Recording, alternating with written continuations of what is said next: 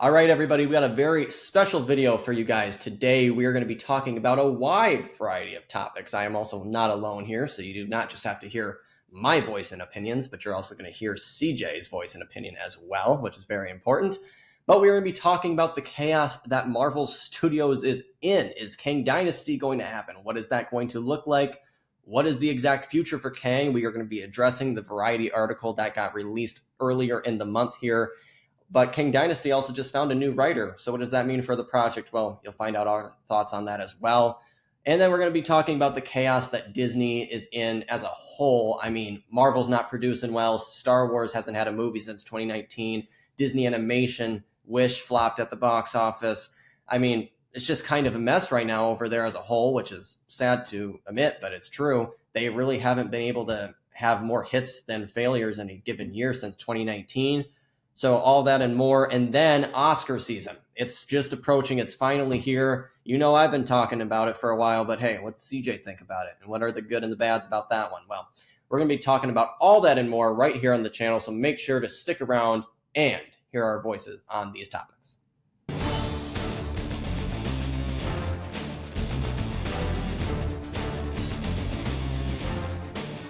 What's going on, everybody, and welcome back here on the channel. Hope you guys are doing well. My name is Tyson, and we are here to talk about movies. That's right, we do movie reviews, movie trailer reactions. We cover major movie news on this very Admit One podcast, and we do movie rankings. And of course, we have Oscar Mondays. And we are on the way to 1,000 subscribers here on the channel, so make sure to check out all of our content here and subscribe and share this channel to anybody who loves entertainment content.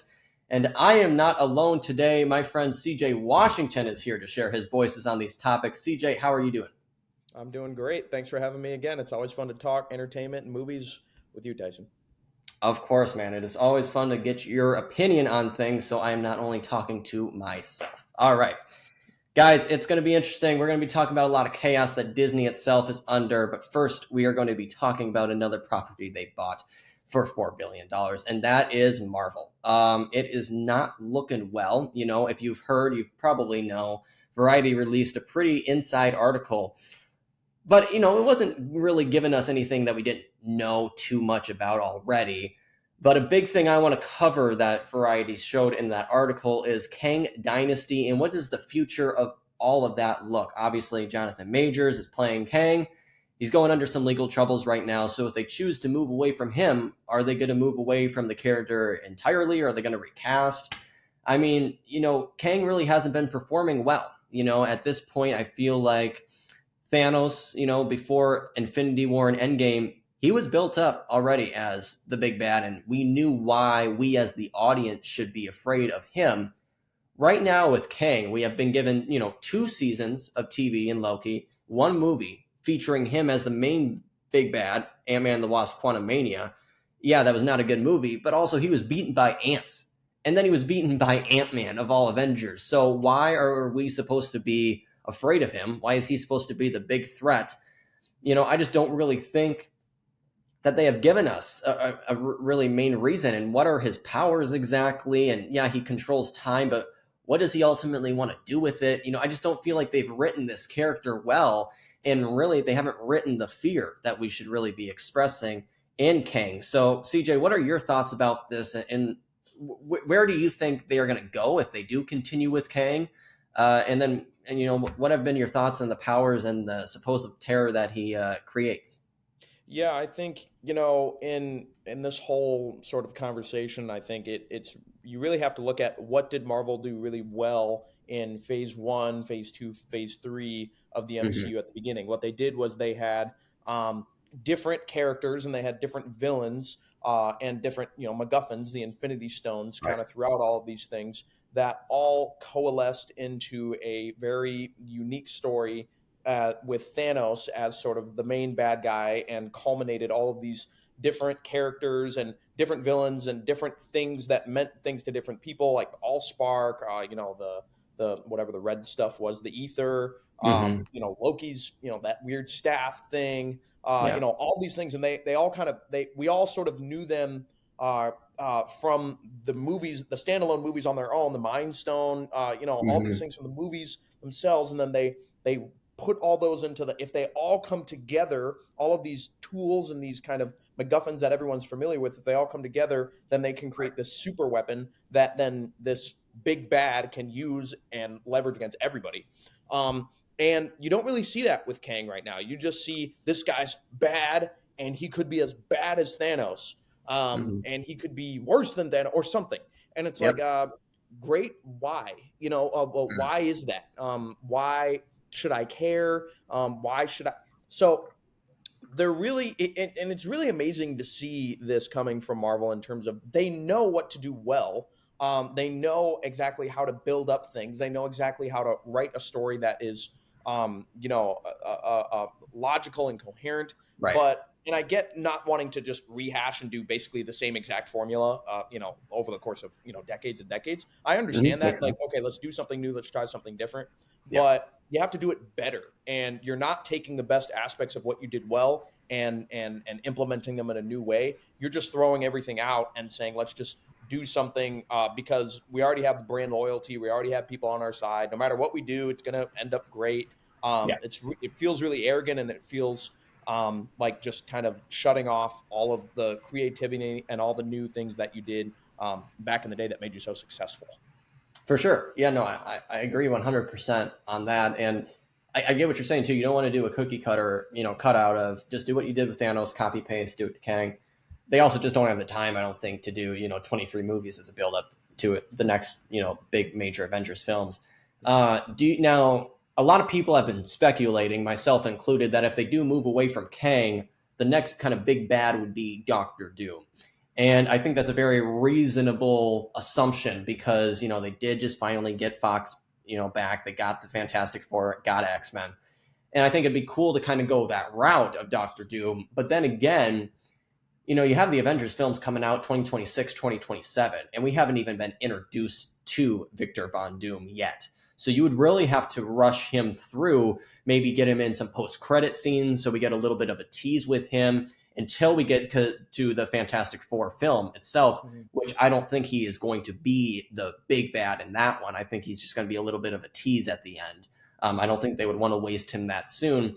But we also have to, before we find out the big bad, we have to have time to get introduced to this character. So, do you agree that if they do go the Victor Von Doom route, they have to start putting him in maybe some post-credit scenes for, Captain America 4 is doing some reshoots now because that got pushed back a year. Do they have to get him in there? Do they have to get him in Thunderbolts? Like, do you agree that they kind of have to get him in where they can?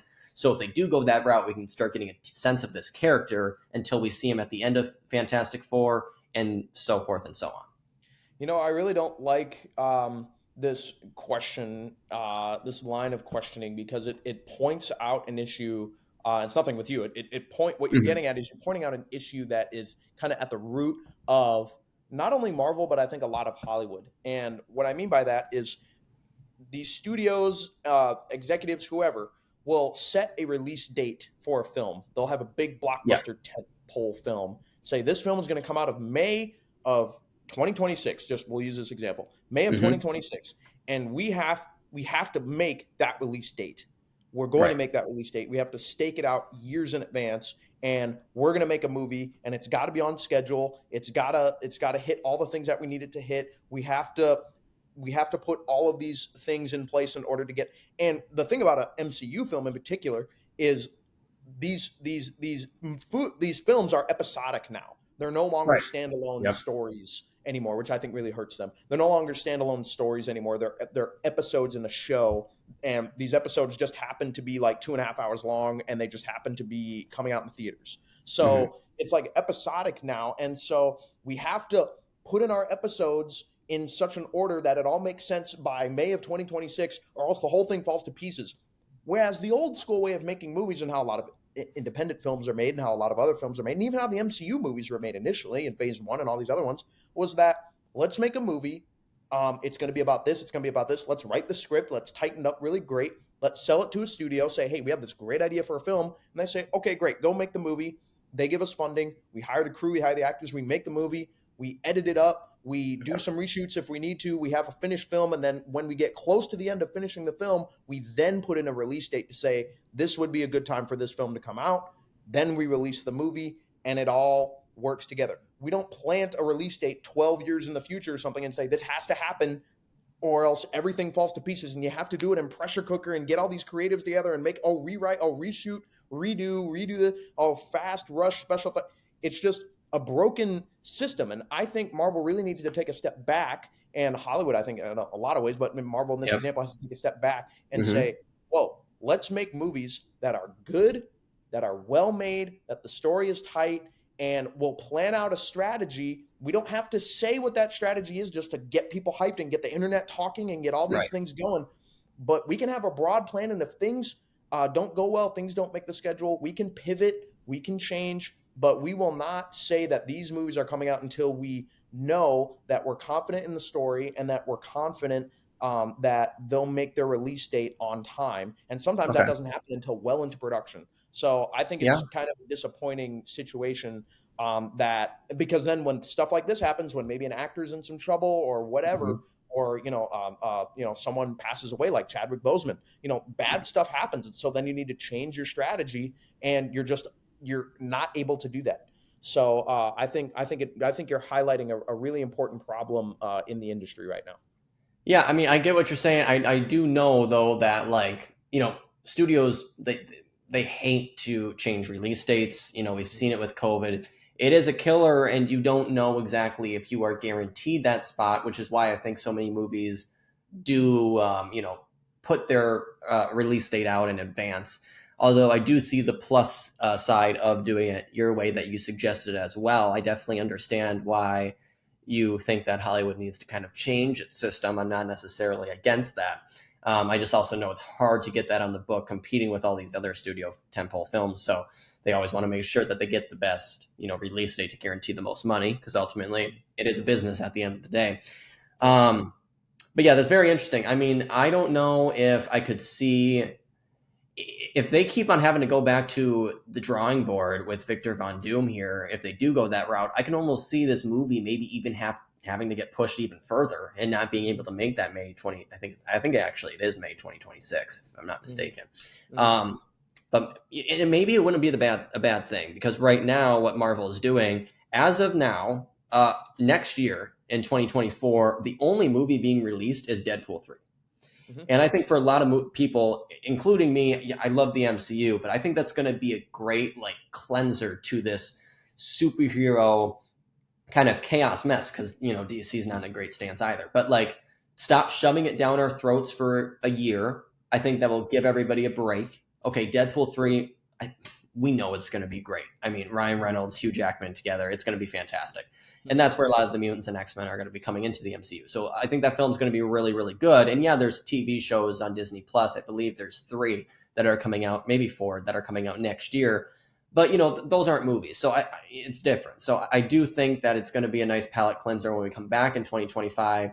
I do believe that that's when Marvel is going to be kind of being able to right the ship, get back on track, and do the quality over quantity, because right now that's where the huge confusion and mess has been, and hopefully they get that cleaned up. So yeah, guys, let us know your thoughts on this down below. What did you think of the Variety article? What do you kind of think of the state that the MCU is in? And yeah, let us know your thoughts on that. All right, moving on into the next topic here. I do want to talk about the Marvels quick. Their box office and the success of the Marvels has not been great. They had a huge drop off on week 2, and I see it getting almost worse and worse each and every week now. And this is coming from somebody, I didn't love the film, but I walked out of it. It was enjoyable. It was fine, but it wasn't great. I don't know what the story was. I love the 3 heroes, though. I love the chemistry between Brie Larson, Iman Vellani, and Torona Paris. I'm sorry if I'm mispronouncing the name, but I thought those 3 actresses together were fantastic, and I love them in this film. But they're kind of the only part that is great and that holds the movie together. The rest of it just doesn't really make sense, and it's just kind of goofy, the rest of the film is. And I think that's why this film didn't do so well. I mean, I think this film it was the lowest opening ever for an MCU film, and that's including the Incredible Hulk, that's including Iron Man 2, Thor, all those ones. So it's telling that the audience is kind of sick of these subpar superhero movies. And you have your insecure men who are out there, a part of this community, who, oh, women are in this movie and we're not going to go out and see it. And we think that we can show Marvel that this is stupid, that they keep coming back to this. Yeah, you're ridiculous. Go away. Nobody likes you. Nobody respects what you have to say. That's just complete BS, in my opinion. Yeah. And yeah, this film wasn't great, but I didn't love it because I didn't hate it because of who was involved. I just didn't think the story was really that strong, and ultimately that's where the weakness was, and that's why I didn't like it. So, CJ, why do you think this film is flopping pretty hard, and what did you think of it if you have seen it overall? Yeah, I think people. I mean, there's a lot of things that I think are contributing, and I think it's largely an issue that is um, probably out of Marvel's control to a large extent. And I do Yeah. think that people after Endgame, I and I don't have any data or anything to back this up, but I do think that most people are suffering from superhero fatigue. I do Mm, think people are kind of getting over the whole heroes and origin stories and team ups and just all these things. I think people want to see something new. That doesn't necessarily have to mean like a new type of movie. But I was mhm. always a believer. I think ever since 2015, 2016, whenever I started kind of monitoring the industry, when I started working at the movies, Yeah. was I was like, I do think someday that this is all going to kind of calm down and kind of go away, similar to westerns, similar to kind of big budget sci-fi films, kind of after Mhm. Star Wars came out. Yeah. I think that I do think that it's kind of calming down to a large extent, and I don't. And if that is the case, and they're having a film come out like the Marvels that is very weak on story, that is just a bunch of characters that are there's one kind of big character in it, which is Brie Larson's character, Captain Marvel, that most people know because of her first film, but then a couple of other characters that a lot of people aren't familiar with, Miss Marvel and the other superhero that was in um, uh, WandaVision. WandaVision. That's right. Yeah, Yeah. kind of niche show, and these shows, they come out, they're on Disney Plus. People watch them, but they're not like they're not Thor, they're not these huge heroes that everyone Yeah. knows. They're kind Correct. of side Hmm. characters that not a lot of people are aware of if they haven't Yeah. seen the Disney Plus shows, especially.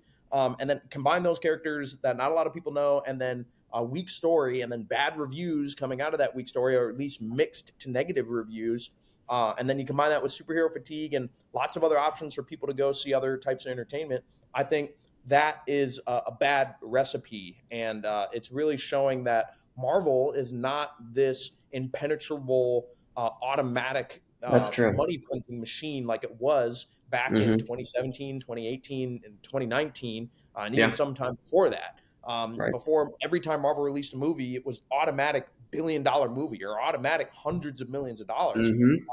It's just not that anymore. And so I think No. everyone's sort of taken that for granted. And I hope that this movie really wakes everybody up to, okay, we really need to double down, focus on the things that we're good at, and come out with new and interesting types of stories that maybe aren't necessarily kind of the cliche superhero story or team up movie, but Right. maybe it's something different. And I do think that's something that Marvel was always great at. They could have the opportunity to Mhm. make a spy thriller or a kind of interesting wartime period piece, or just movies that were different, that focused around a superhero type of character, but were still very different in style and tone. So I Right. think they have the chance to do it if they just have the will to do it.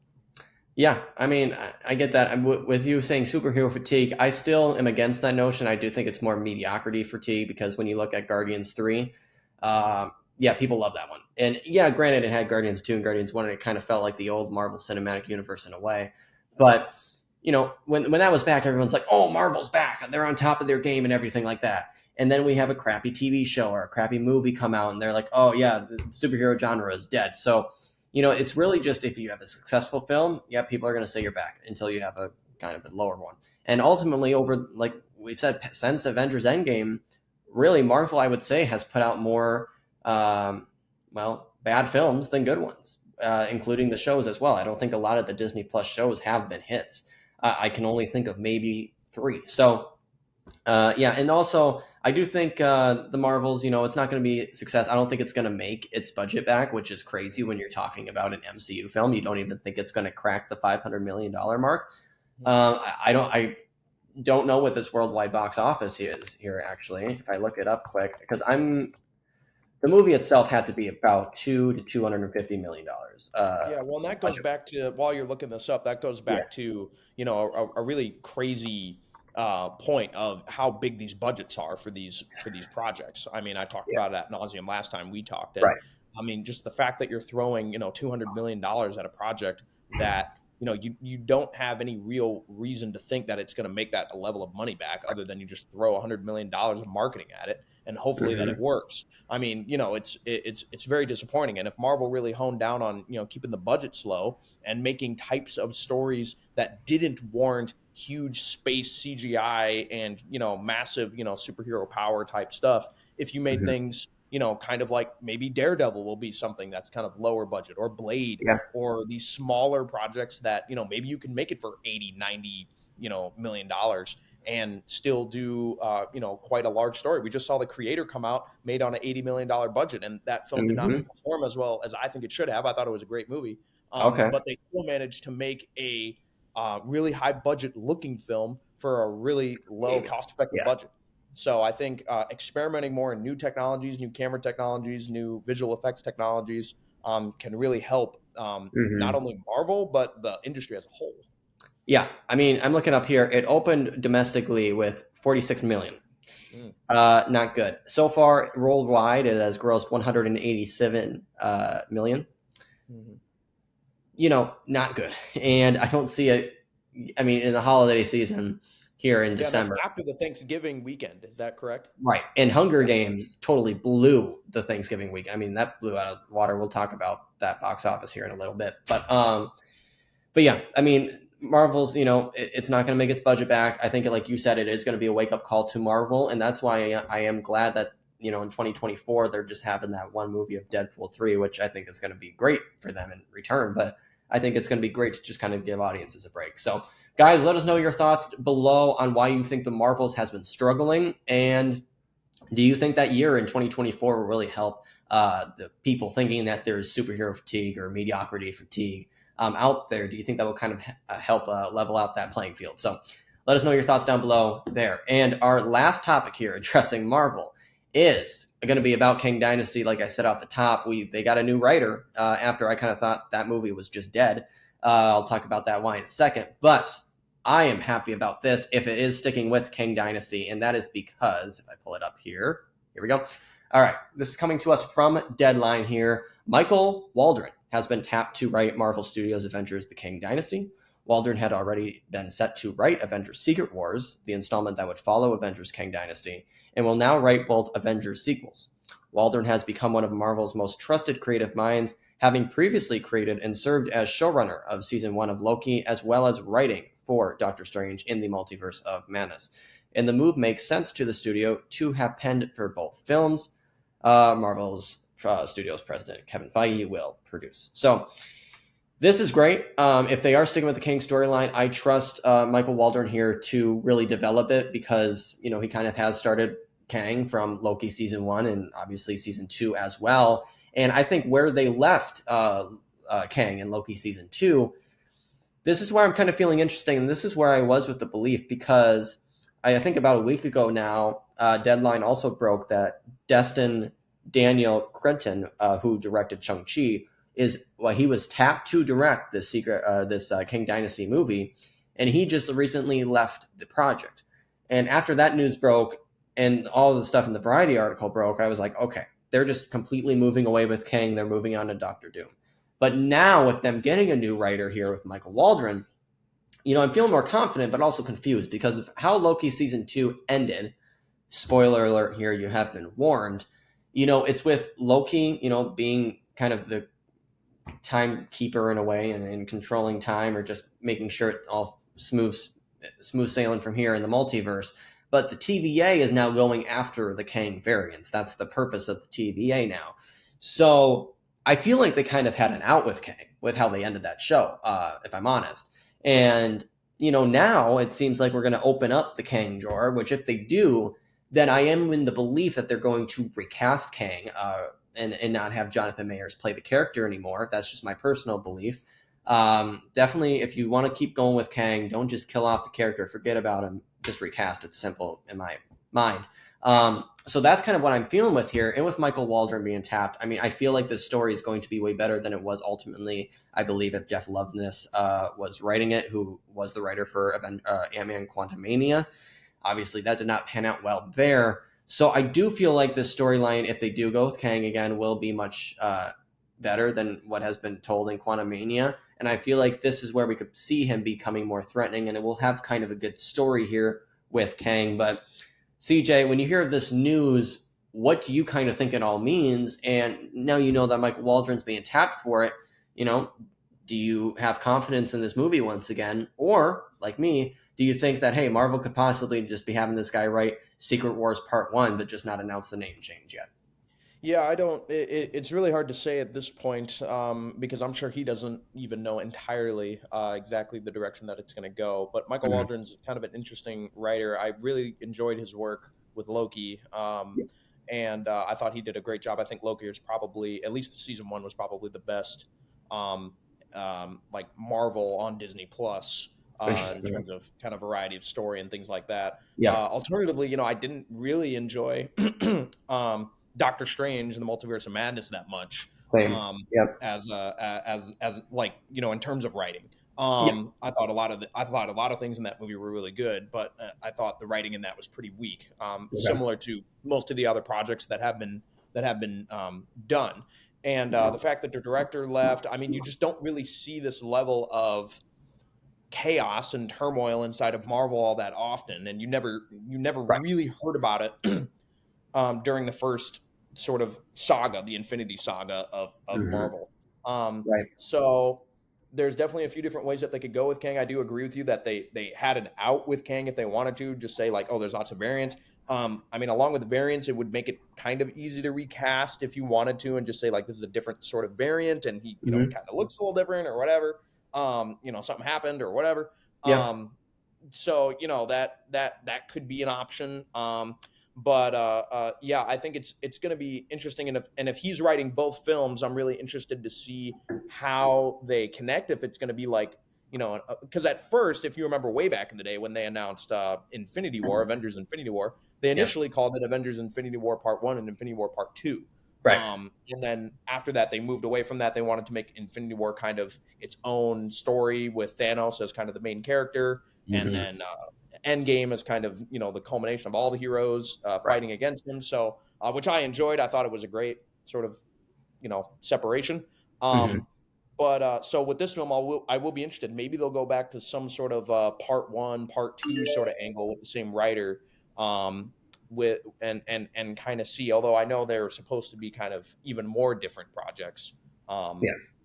but yeah, it's gonna look different, I think, this time, and I do wonder what the reception of an Avengers movie, something that's like supposed to be huge, by the time we get there. I mean, that's 2-ish years away.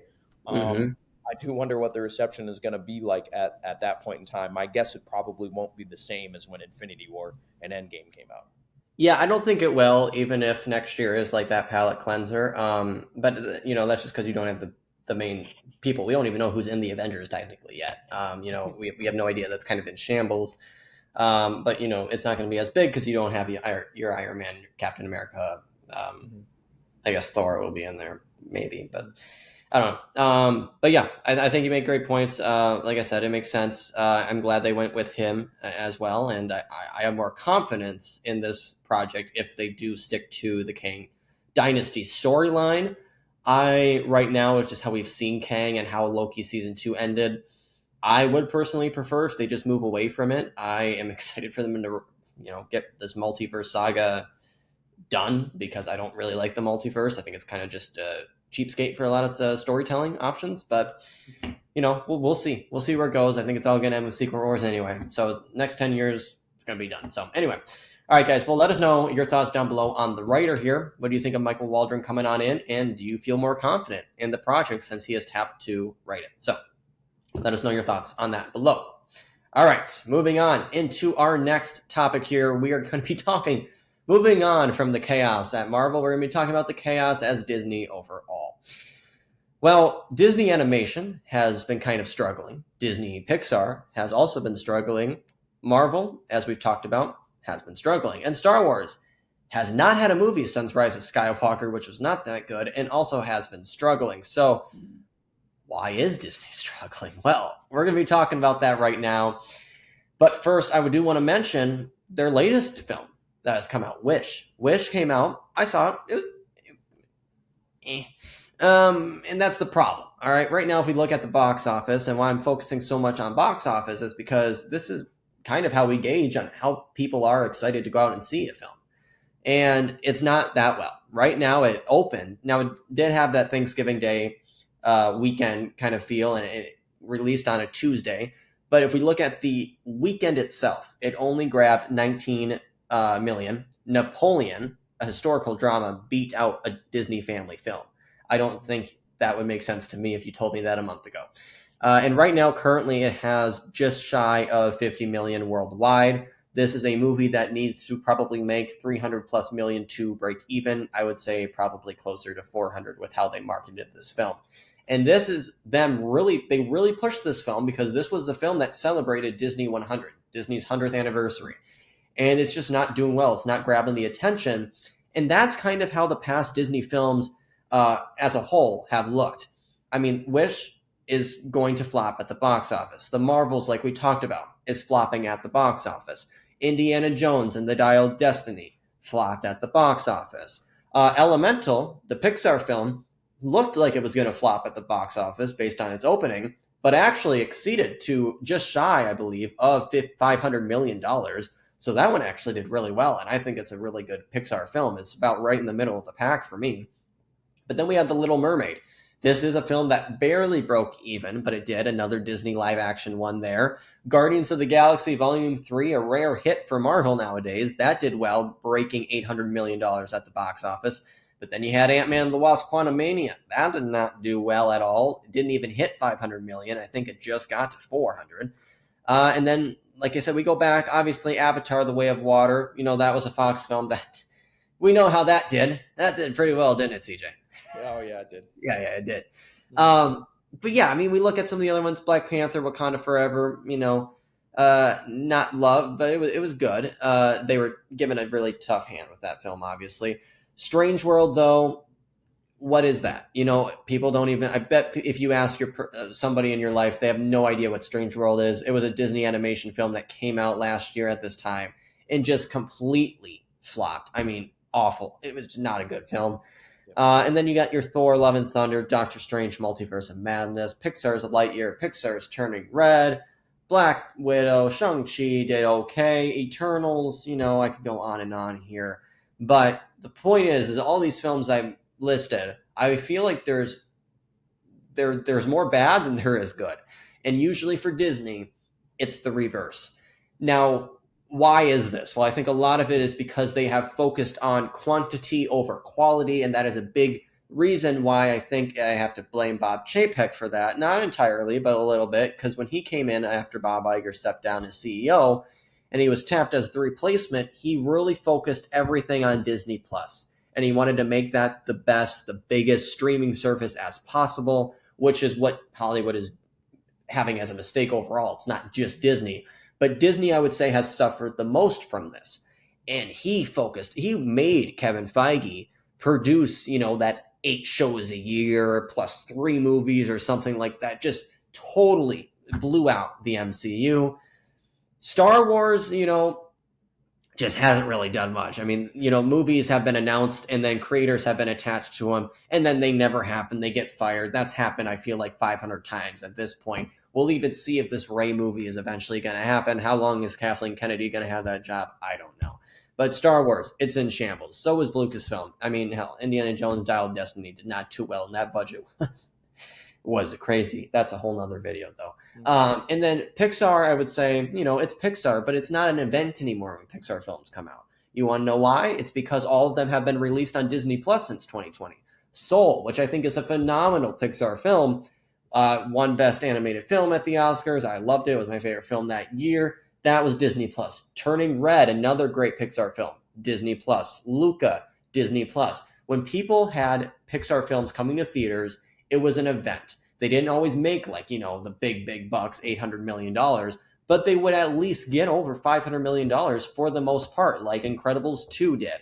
I mean, that one was a huge success for them. Toy Story 4, Toy Story 3. I mean, Toy Story always does well. Frozen doing well. But the brand of Pixar was ruined by the Disney Plus decision. The Disney Plus shows from Marvel and even Lucasfilm with Star Wars has been a disappointment. And that's because I think they're rushing the creative process too much. And the suits over at Disney were in charge when Chapek was there, which meant the creatives no longer had the final say. And I think a lot of that is to blame for Disney's failing right now. Do I think they'll recover now that Iger's back at the helm?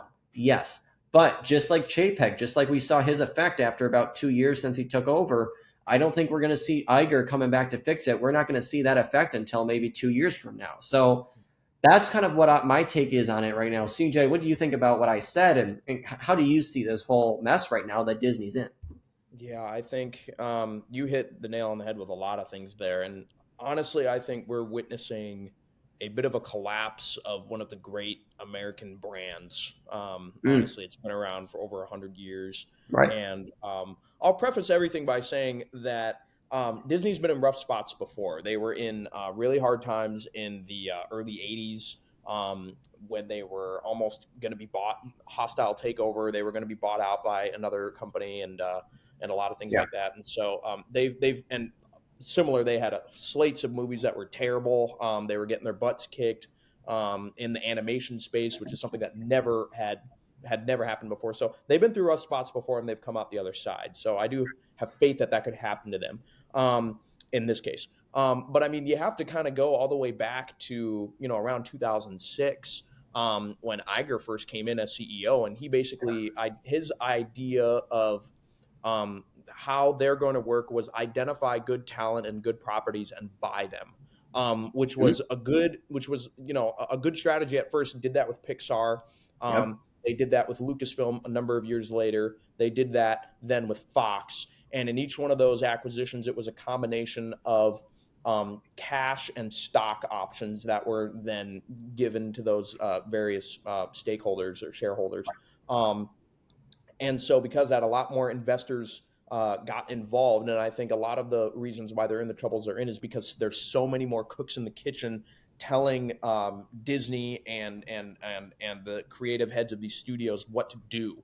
And it's not really a creative process anymore. A lot of the creative talent that was there, sort of in the early years of those studios and in the acquisitions, have since left, and they really leveraged everything on streaming. So all of those properties that they had bought, we're going to buy Pixar, we're going to buy Lucasfilm, we're going to buy Marvel, we're going to buy Star Wars.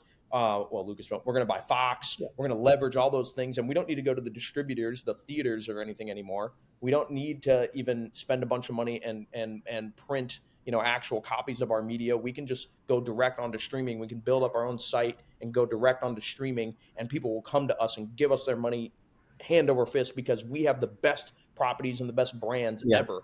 Well, Hmm. that might be a good idea, except streaming wasn't the Goliath new change in the industry that we thought it would be, That's as true. many of these studio heads wanted it to be. At least Hmm. it still was a huge game changer, but not as much as they thought. That turns out the theater experience is still super important to making all the money back that you throw into these projects. Yeah. But then also they totally mishandled their brands, because when you have the big brands like a Star Wars, like a Marvel, like a Pixar, if you want people to come to you, you need to continue to make stories and make media and produce content that is to that quality of people's Yes. expectations of that brand. And when you Hmm. don't do that, people are going to stop coming to you because then you poison the brand. You are Right. starting to see this, or you have seen this with Star Wars, with a lot of the kind of the deconstruction storytelling that they put, that they kind of started with The Last Jedi and kind of continued. Right. You see a lot of this sort of mindset in terms of not really giving people what they expect out of Star Wars. It's something completely different, and is breaking down the brand of Star Wars. It's not pushing it up, and it's not building it up. It's breaking things down. And so I think that's what happens, and you see this across all kinds of other studios too. It's not unique to Disney. Again, that's kind of my theme, I guess, of this one, is that Mhm. a lot of these problems aren't actually unique to Disney. They're kind of industry wide. But Yeah. this is very important to understand what part of Disney, how the history actually impacts what we're seeing now in today's landscape. Hmm. Yeah, I mean, I agree with most of your points. I would say, I don't know if the creative people now have left Disney. I think, what Iger was great is he lets the creatives lead. The only person that Kevin Feige ever had to report to when Iger was there was Alan Horn, when Alan Horn was still the head of Disney Studios, all of the film divisions. And Alan Horn, one of the best, I think, executives ever. I think those three, were really the key success for Marvel, and as you said, I mean, Infinity Saga has been great, and then the rest of them, Multiverse Saga, been lacking. And I think, like you said, yeah, putting out like all this shows, movies, content, it's good if the quality is there. That will make people come to your streaming service, like you said. But the fact that Disney Plus is cranking out so many dang shows, Mhm. and not most of them aren't good and have ruined the brand, exactly like you said. And I don't want this Disney brand to be ruined, but if they continue down this path of pushing things just down everybody's throats, and this goes with every other studio too, if it's not good, we're not going to be here for it. So Mhm. I hope they can right the ship. I think they will.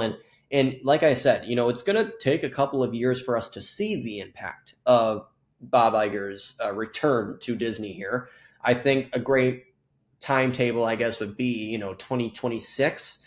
He returned last year at around this time, I think. So I think so. I think that's a good enough time to kind of judge his return here and see how he did. But I got faith in him because he did great when he took over as CEO from Michael Eisner, and just hopefully he picks a better successor this time. Is my only guess, because I want Disney to be saved. It's reached 100. I hope it can hit 100 more. So, Yeah, guys, no, let us know. I Like I definitely said, agree. I'll just say this one last yeah, part. I mean, they have a lot of things to clean up. I mean, just outside of the film division, I mean, the parks aren't doing as well as they have in yeah, the past. The cruise ship industry hasn't do as well in the past. So, I mean, like I said, it's going to take a lot, and I don't know. I guess I don't have as much confidence in Iger maybe as you do, because okay, he is the one that created most of these problems. I mean, Chapek was there for a short time and was kind of implementing a lot of the strategy that kind of everyone agreed on before, and so he was kind of the fall guy, I guess. But we're going to have to see if he's the guy for the job to right this ship, or if it's going to be another turbulent decade or so for Disney, and if they're going to have to do a repeat story almost of sort of the Michael Eisner era of bringing in an outsider to help right the ship. I mean, yeah. we're going to see, and I think it's going to be a really cool story for business and for Disney moving forward. Right. I guess I am pretty confident in Iger. And I guess the reason why is he's been, well, I guess a part of ABC technically. I read his book, and he was there, working from a production assistant, and now he's, the CEO of a major company. Mhm. And when you have all those years of experience, you see how things are worked, but you are also around to see some of your own failings. And yes, Disney Plus it's his baby. He created it. He wanted it to be this big thing. Mhm. And now I think not just him, but other studios are realizing, like you have said, streaming isn't the answer that everybody thought it was going to be, Mhm. which I'm personally kind of happy about. But anyway, Me too. so Me too. I yeah, love theaters, so I want to keep going yes, to those. exactly. We saw Avengers Endgame together. I remember that experience very well. But anyway, yeah, I just think Iger will. He learns from his mistakes, and reading his book, you have seen some of the ways he's course corrected, and I do think he's going to be able to do that here. Um, like I said, Disney has its faults just like any other company, but it ultimately, I think, is there for the right reasons, and hopefully they can be around for 100 more years. So, guys, let us know your thoughts on this chaos that Disney has right now on their hands. What do you think they need to do to fix it? Do you think Iger's the right person for the job? And yeah, let us know down below in the comments. All right. Our last topic here today, guys, is going to focus on the Oscars. They are here. I am excited. The season is starting as the actors are now able to promote and kind of campaign as the strike is over. I'm very excited for this time of year. It's always my favorite. Love Oscars. If you are not new to the channel, you know that. But if you are new, we have a lot of Oscar content here. So make sure to check that out. I do Oscar Mondays every single Monday. I post updated predictions about the upcoming Oscars, or I go back to certain other years like 2016, 2017, and I kind of say, all right, here's who won, but here's who I would have given it to. So make sure to check that out here on the channel. But today we're going to be looking at the 2024 Oscars. If you do not know as well, another plug, I also just uploaded a updated Best Picture prediction video today. So make sure to check that one out, and so you can hear my full in-depth thoughts. But right now, CJ, we're just going to be kind of looking at the major categories here, and we're going to obviously start off with the big one, Best Picture.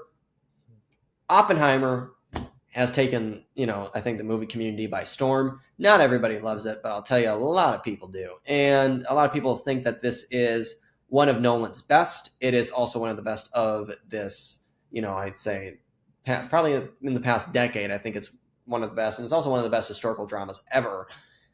CJ, how do you feel about this one taking home the biggest prize of the night?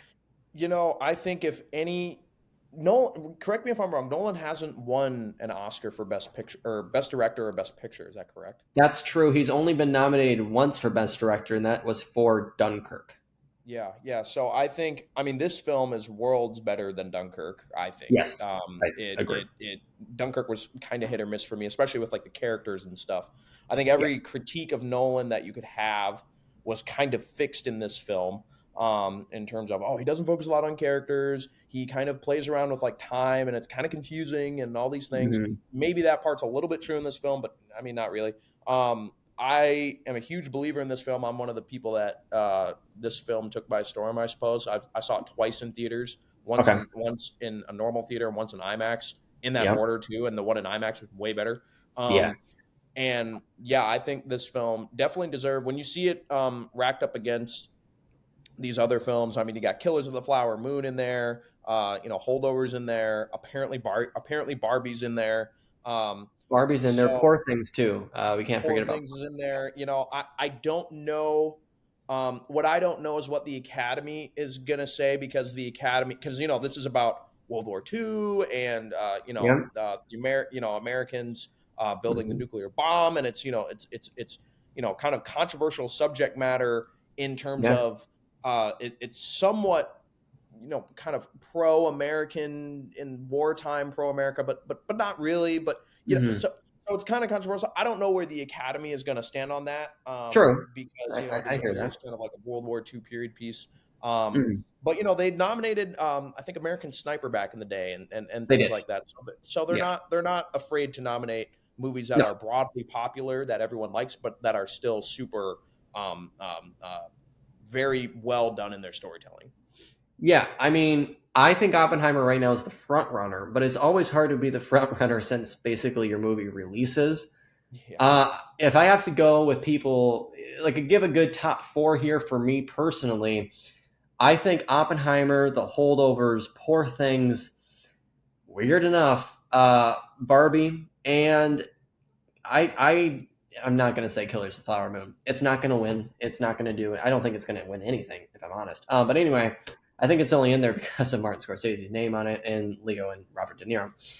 Anyway, I think Barbie actually is going to get a lot of nominations. I don't think it has a chance to win because it's hard to win when you're a comedy. And that also goes against American Fiction as well, which I think is like that fifth spot. But I think Barbie could do, if a film would surpass like the comedy kind of trope of not being able to win anything at the Oscars, I think Barbie would be the film to do it. But when you have a film like Poor Things, that is Yorgos Lanthimos, it's weird, it's different, but Everything Everywhere All at Once just won Best Picture. So, you'll never really be able to count out weird again in my mind. Poor Things I do think has a pretty strong shot, and so does The Holdovers, because it's ultimately a feel-good movie, and what else can you ask for? And the way that it was made, just behind the scenes, in front of the scenes with the performances, it's just a brilliant, beautiful movie, one of my favorites of the year. And I think those three, with Oppenheimer, Holdovers, and Poor Things, are in the top contention for that slot. I'm pretty confident with Oppenheimer holding it out right now. Because Oppenheimer, I think, is also going to get some other wins and the most nominations of any movie when nominations Monday come. I Mhm. mean, do you have confidence that Nolan's finally going to take Best Director here? Best director, I think if any film, it really ought to be Nolan. I don't see another way that it could be anybody. It could be anybody else. I mean, you could Yeah. argue Greta Gerwig, but I don't think so. I think that goes to more of like the production design of it I agree with all. that. I Yeah. think, and when you hear stories about what Nolan was doing, I mean, they filmed that whole movie in I think like 90 days or something like that. It was Yes, kind of I like heard there was kind of a that. nuts production, and there was a lot of times where it was like him, his DP, and the actors, out in especially when they were doing sort of those outdoor, kind of on the horses type thing. Yeah. So like there were times, there were times the actors, like there many times they're quoted saying, "Yeah, it felt like we were on an independent film." Like there are lots of times where we were just kind of run and gun out there, just Yeah. it felt like we were shooting a scene and then just going. So the fact that he made such a gargantuan movie in scale and scope so Right. fast and did it so well is just a complete credit to his work. And Mhm. I think he made a movie that is worthy of a best director's spot. And I mean, I think after all this time, Nolan really deserves it, not only for his body of work, which is not what the Yeah. Oscars are about, but for this film in particular. Well, I'll say sometimes they do more so award the career, whether it's the performance or the directing or whatever Yeah. the nomination award is for. But I do think that this one's pretty clearly going to go to Nolan. I don't really see anybody catching up to him. I do think Gerwig's going to get nominated, and I do think she should actually. I think Barbie is nobody thought it was going to be what it actually was, and that's a testament to the director and the producers behind that, which include Margot Robbie, who Margot was the one to get Greta in the first place, and I think she really did put her stamp on it, and she made it what it was. So I think she deserves to get nominated for that. If we go on to actor and actress, I mean, do you have kind of a front runner for any of these? I mean, as of now, I'm looking down at my phone right now. Yeah, I mean, as of now, I would probably say Emma Stone. I never saw the movie, but I know that her performance was very good. She kind of carried that film for lots of it in Poor yeah, Things. I agree Um, with that one. The movie hasn't come out yet; it comes out in December, but I also have Emma Stone at number one as well. yeah. I think that's probably true. I mean, Cillian Murphy, he did a good job. I mean, he did an excellent job. First of all, I mean, you Yeah, really saw yeah. sort of his, inner turmoil as the movie sort of went on. Hmm. Um, but I mean, was it like, It's very subtle. It's a very yeah, subtle performance, and usually a if show more showy one wins. yeah, usually like if I'm trying to think if the Nolan of it was gone and the Yep. music was gone, Mm-hmm. what is that performance? And Right. he was very consistent throughout that whole film. It wasn't a lot of like crazy ups, crazy downs. He was Hmm. very kind of consistent and measured in that whole film. Yeah. So I enjoyed him a lot. That's not a slight at him or not. I loved Right. the performance. I thought it was Yeah. great. It's great. But I'm not sure if that's what the Academy is looking for, which is always like kind of the trouble with the Oscar stuff. It's like, well, I liked that Yeah. and I thought it was great. I think it deserves the award. But is that what the Academy is going to go for? I don't know. Exactly. It's always like, who is the Academy going to go for? Like, who is going to win, and then who do I think should win? Usually Yeah. that's how it goes with the winners. I think it's a three-horse race, and right now, after seeing the holdovers, I might have Killian Murphy at either two or three. I'm not sure. I do think that Bradley Cooper actually right now for Maestro Hmm. is the favorite, not by much. And then I think number two is Paul Giamatti for the holdovers actually, Hmm. and then followed by Killian Murphy. Hmm. Killian Murphy for me was phenomenal. The emotion that we saw with just in his eyes, his bright blue eyes, Yeah. fantastic. However, I think Bradley Cooper. Now, this is a guy who I think should have probably won one Academy Award, if not two, for his past work. I definitely think he should have won for A Star Is Born. I Hmm. touch on that in a later video in my Oscar categories. But Maestro is going to be a contender. I don't think it's going to get a lot of wins, but I think they're going to be polling for him in Best Actor the most. Hmm. And this is one where the movie itself might be a little mixed, but I think his performance is going to be a standout. So I think he's going to do pretty well here. And I do think that Cillian Murphy could have a shot, but like I said, I think it's just too subtle to win. And I think Paul Giamatti in The Holdovers, he does excellent in this film. I mean, it's just breathtaking watching him on screen. And he's a guy with an interesting body of work. And I don't think he gets enough respect for what he has done for all these years. He's been in a lot of comedies and a lot of people just kind of overlook him. But I think with this one, a lot of people are going to be stuck. And because I think The Holdovers is one film that's going to be climbing towards number one in a lot of other categories throughout this award season, if he campaigns enough, he will win. But the campaigning it's important. It definitely does determine who's going to win. And if we go off personality, Bradley Cooper's got a pretty good personality to mix and mingle. So that's why I have Bradley Cooper at number one, followed by Giamatti, and then followed by Cillian Murphy. No disrespect to him. I think all these performances are fantastic. Well, I haven't seen Bradley Cooper yet. I haven't seen Maestro, but I'm sure it will be fantastic. Mm-hmm, mm-hmm. Yeah. Was Bradley Cooper? Remind me, he was not nominated for playing Chris Kyle in American Sniper. Is that right? He was not. Okay. I don't believe he was. I know that film was nominated for Best Picture and like 6 other things, but yeah, I wanted to remember if he wasn't nominated for that because he's never actually won it. So I think, no.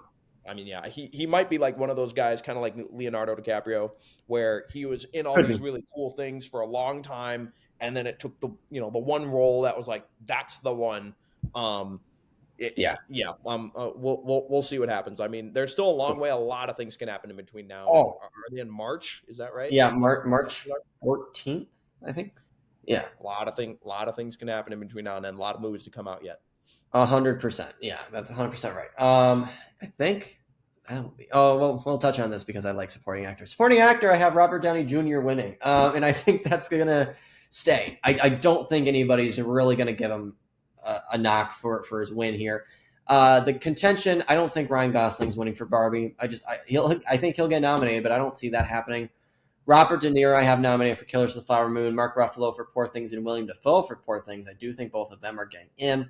And I think the second rival would actually be Mark Ruffalo for Poor Things, which is funny because it's both two Avengers going at it. But I think Robert Downey Jr. just has this one in the bag currently. His performance is fantastic in Oppenheimer, and he does disappear into this character. I knew he was in the movie, but when I first saw the trailer, I was like, where was Robert Downey Jr.? And then I realized there was only a couple seconds of him, but he disappears into this one, and he's damn good. So I think he's winning that one, and then I think Divine Joy Randolph is winning for Best Supporting Actress for The Holdovers because she's brilliant. But CJ, what do you think about these two categories, quick? Well, I do think, I think having Robert Downey Jr. in this film was such an antidote from all the Iron Man stuff that he's done, in the past, and not saying that Iron Man was bad, but it's like you kind of you graft your sort of overall outlook on an actor by their kind of best known character, and he really separated himself from that in this film. And I think that's a credit to his acting job and his acting chops and everything. And he absolutely embodied this character so well. And the only reason I would maybe disagree with Robert De Niro is I think the Academy just loves Robert De Niro and would just be like, oh, yeah, Robert De Niro is great. Let's give it to him. I think a lot of times that happens. But, I mean, Robert Downey Jr., you're talking about campaigning and all these things. Like, his charisma is just awesome. A lot of people love him. He's been around for a long time and, gets along with everybody. So I do think that it's definitely a huge possibility and very much likely that he's the front runner right now and that he'll bring that one home. So I think he deserves it. He was a fantastic character and fantastic work in that film. Exactly right. Well, guys, that's our quick conversation here on the Oscars coming up here in March 2024. Let us know down below, what do you think this race is looking like? And like I said, I have a lot of Oscar content here on the channel, so just check the playlist area and you can see all of them listed, and you can go ahead and check out those predictions and any other future Mondays. I'll be having some Oscar content come out on the channel as well. And guys, with that being said, that's going to do it for today's podcast episode. It was a good one. I'm glad CJ was here for it. So yeah, CJ, where can people find you? Yeah, people can find me on Instagram, William underscore Washington underscore Junior. I think that's how it is. That's my real name. So Okay. go check me out there. I'm a photographer and filmmaker, so I put out stuff on there all the time. Yeah, that's kind of my main place that I post stuff. So thanks a lot for having me, Awesome. Tyson. I always enjoyed talking movies and entertainment with you. Oh, yes, it was great. And guys, thank you guys so much for watching and subscribing. And if you are new here, make sure to check out the channel as we are on the way to 1,000 subscribers. And I would love to have your guys' support as we try to build this great film fan community. All right. With that all being said, guys, my name is Tyson. That's Mr. CJ Washington. And until the next one, we'll catch you then.